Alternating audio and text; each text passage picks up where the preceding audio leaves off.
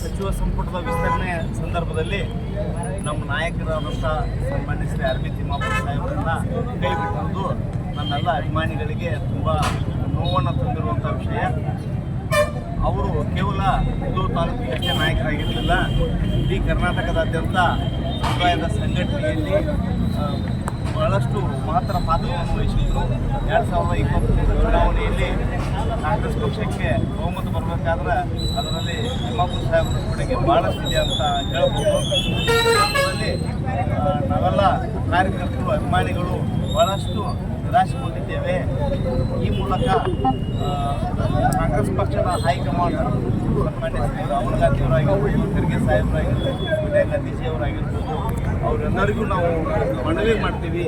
ನಮ್ಮ ತಿಮ್ಮಾಪುರ ಸಾಹೇಬರನ್ನು ನೀವು ರಾಷ್ಟ್ರ ಮಟ್ಟದಲ್ಲಿ ಅವ್ರನ್ನ ಗಮನಿಸಬೇಕು, ಕನ್ಸಿಡರ್ ಮಾಡಬೇಕು.